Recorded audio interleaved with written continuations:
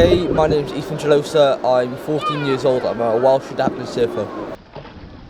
Adaptive surfing is not all about standing. You can lie down, you can kneel, you can sit ski, anything like that. So it's just finding a unique way to surf, really.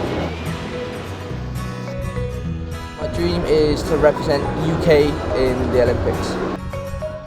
Surfing is making its debut at the Tokyo Olympic Games next year. However, there is no recognised Paralympic equivalent for the sport. With competitions such as the English and Welsh Open striving for more inclusion, popularity for adaptive surfing is only growing. I've tried everything really. I've tried rugby, basketball, fencing, anything you can name, I've done it.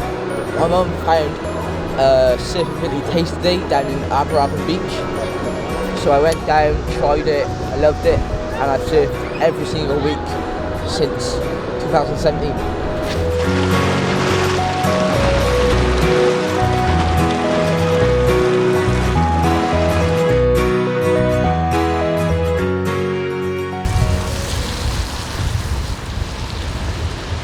Hi, my name's Leah Jolosa and I'm Ethan Jolosa's mum.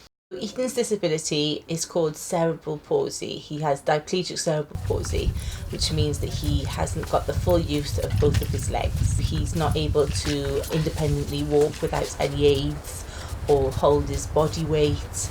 Around the age of 7, 8, Ethan had a life-changing operation called selective dorsoresotomy, SDR for short, in Frenchay Hospital in Bristol. I fundraised for that operation. And that operation allowed him to be able to kind of really walk like he's walking now on his frame and on his tripod sticks with flat feet. So the operation changed the nerve endings from the brain and the signals to try and kind of allow the legs to be able to move more freely and stronger. Ethan wouldn't be surfing really if it wasn't for that operation. That operation changed Ethan's whole life really. It allowed him to have more strength in his legs, allowed him to have his feet flat on the ground, which allows him then to build his core strength and his upper body strength. Ethan would be a wheelchair user if he hadn't had that operation. Despite only learning to surf 2 years ago, Ethan is already winning awards and representing Wales internationally. However, his mother warns that the financial costs of pursuing the sport may stop other surfers from being able to compete. Adaptive surfing is a self-funded sport. It's not kind of funded by the government or anything like that. So you raise funds yourself by crowdfunding, sporting grants or sponsorships and things like that. The World Championship competition is like a £4,000 trip, a whole trip. So to go for the 9 days, the 10 days that we go for accommodation, for flights, for travel expenses, for equipment, it roughly comes in about £4,000. The Welsh and the English competitions, they're roughly around maybe a £400-500 trip for the weekend by the time we paid for travel, accommodation, again, equipment and stuff like that we need to be taking with us. So it is an expensive sport. I love watching Ethan surf. It is really good. He's buzzing, the smile on his face. When he catches a good wave, you can see the excitement and he'll give himself a little fist pump. And so it's just nice to see him really enjoying life, basically. And that's what surfing gives him. It gives him that thrill and that energy of loving life from surfing in the ocean, really.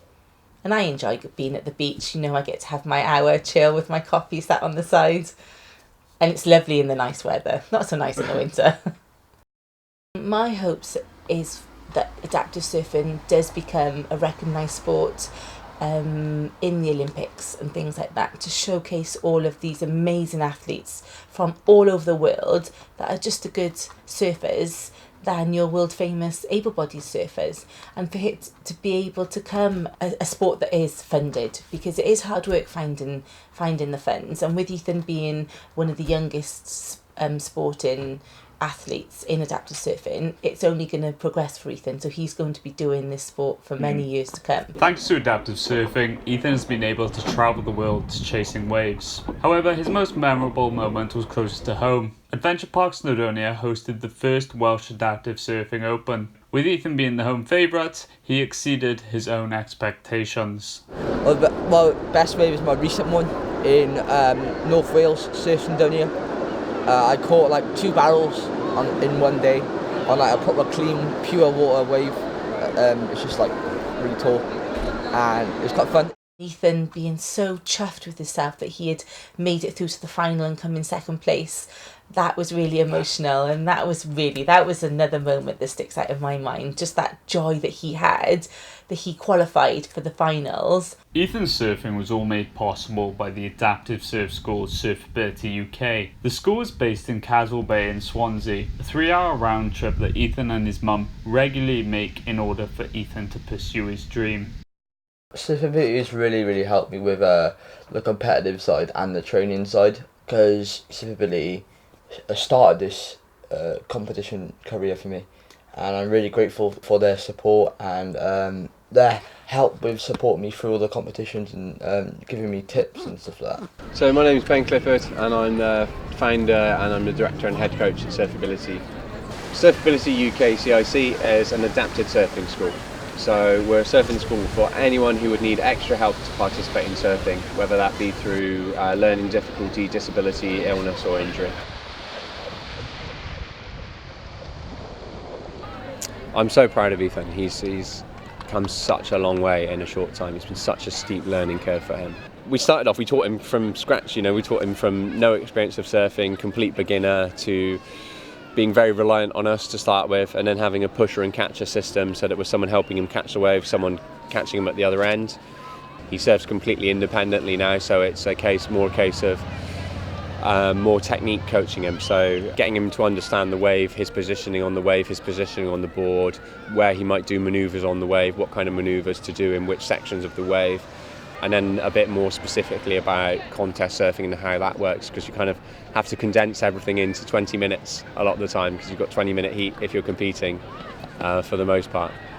It's great to work with someone who's that ambitious and has that kind of that mentality where they won't let anything stop them.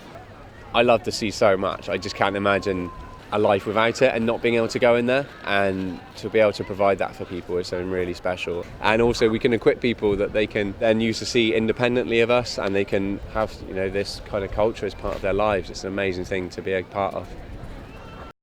We're very lucky to be involved with Surfability.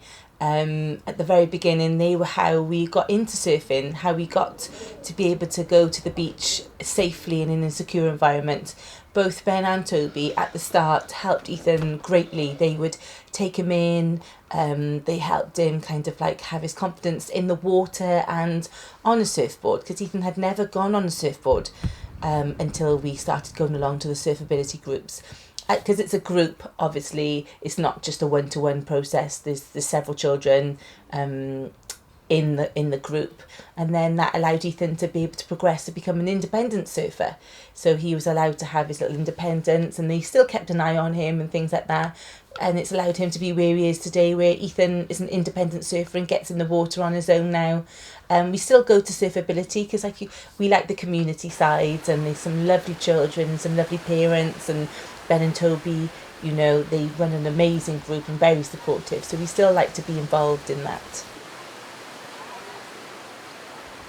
No matter what your disability is, it doesn't really stop you from doing what you want to do. That's never happened to me. Everything I want to do, I always find a way to do it. So if there's anyone out there who stuck in the house with a disability, just try to get out and do something. Even if it's going outside and relaxing, just anything really.